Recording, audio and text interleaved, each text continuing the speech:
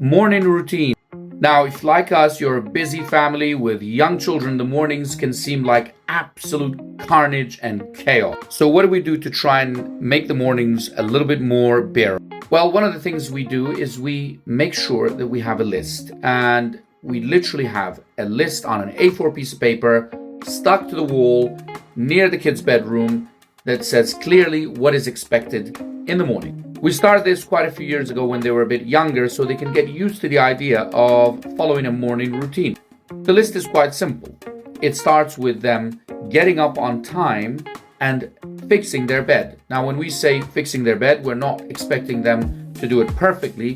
It's just the act of attempting to clean up their space and to look after their own room.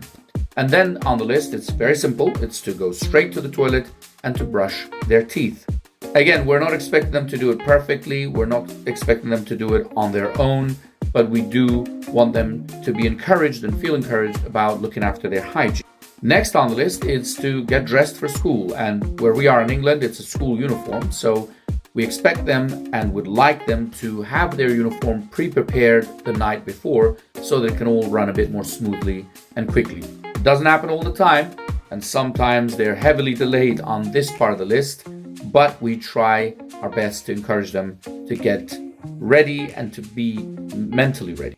The final bit on the list is to have a breakfast. If they're hungry, we don't force them to have a breakfast because, quite frankly, if someone isn't hungry, even if they're a child, there's no need to expect them to eat something in the mornings, which usually does increase their sugar levels and with that insulin levels. And it's not always the best thing to do. If they're hungry, they can have a quick bite to eat, whatever they wish. We're not too strict on what kind of a diet they have as long as they are trying to be healthy and mixing things up a little. And finally, if there is a little bit of time left over, we either like them to basically read a quick book or a few pages of a book, or indeed play together, because playtime is very important.